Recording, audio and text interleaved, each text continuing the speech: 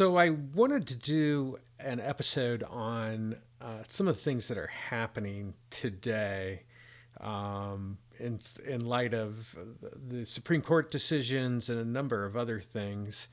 And I am no way near a legal expert, but I'm seeing some things happening with organizations where uh, you know their fiduciary responsibility is being called into question. Um, and this is something that I never thought I'd have to talk about, but here we are. Um, you know, your job as an executive is to make quality products or provision exceptional services. And it really stops there. Anything else you do is ancillary to that. And so now you're going to, I'm seeing that there are more lawsuits starting to pop up, especially around some of the larger organizations. And, you got to keep it simple. Companies are paying a price, kind of taking their eyes off the simple mandate of quality products and exceptional services. And, we've seen some of this with Disney and Target and Bud Light and Ben and Jerry's and whatever. And, this is starting to get to where it's compromising only organizations' bottom line, but also their ability to compete uh, in an international marketplace.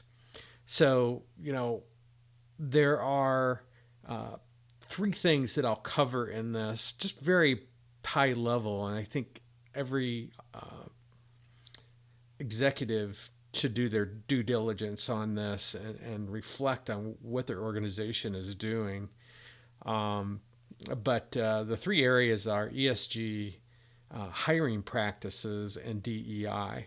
And so, if we're looking at ESG, we have this thing going on right now where BlackRock and State Street and Vanguard are, forcing their way on the boards with their investors' money, uh, because they're in organizations and they're 401ks, and you go buy stock out there, and lo and behold, um, they're, these three organizations, especially BlackRock, State Street, and Vanguard, are out there getting on boards on other people's based on other people's money, not their own.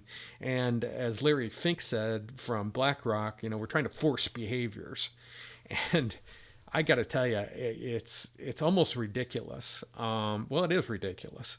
They're in on oil companies telling them they have to go green. Deny projects that oil projects that are out there. In the effort to go green, they forcing their way on the board. Kind of, this is the type of stuff that will kill companies, and it's actually already is, in the fact that these projects don't go away. These big oil projects don't go away. What happens to them? China picks them up. So they benefit from it because I don't care about green. They just kicked John Kerry out of their country, saying, "Yeah, you guys go do your crazy nutty stuff, and we're going to make a lot of money off of this, and we're not going to have some other country tell us what to do on green things." But the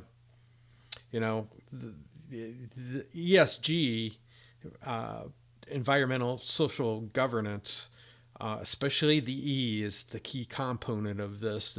We're really going to wind up paying a price on this, because we're not finding new sources of oil and things of that sort. And with all the renewables that we have out there, we've maybe put a dent in the need for fossil fuels of like 1%, and spent $6 trillion to do it. So um, it's nonsensical. It's costing jobs. It's creating inflation. But those are other economic things and not necessarily organizational. But from an ESG standpoint, if you're doing things like, an oil company who has a fiduciary responsibility to, you know, take on these projects, and they're having uh, this outside agency come in and get on their board and tell them, no, you need to go green. It's something that puts out the possibility of breaching your fiduciary responsibility of what your organization is all about. So you're gonna have to look at this type of thing. Now, people say, what about the business judgment rule? As long as I'm not committing fraud or corporate waste or self dealing or um,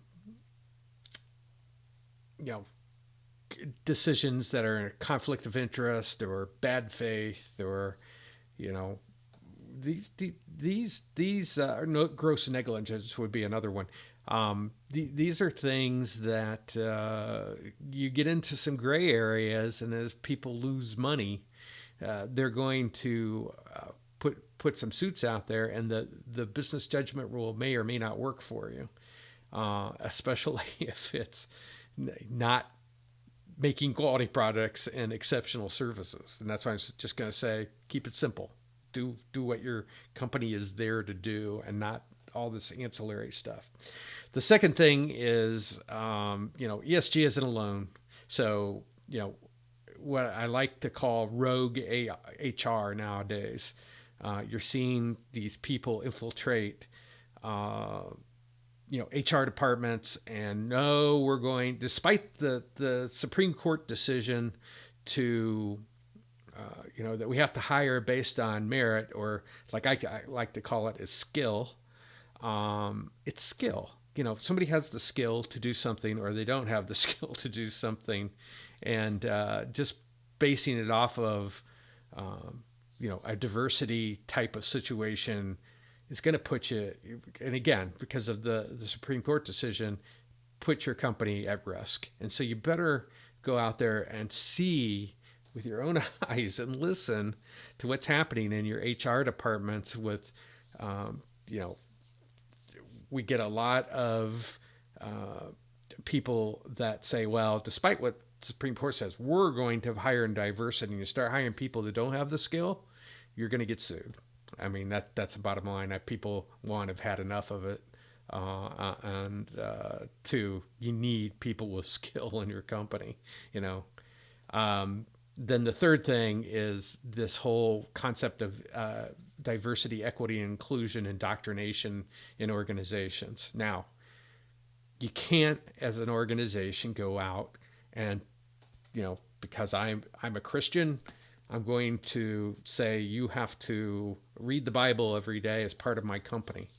Well, the new Bible is DEI, and there are some cases out there right now where diversity, equity, inclusion is in essence being called a religion. I'm starting to see that companies are abandoning these diversity positions, whether it's consulting positions or these DEI coordinators in their organization, to say, hey, look how righteous we are as far as an organization.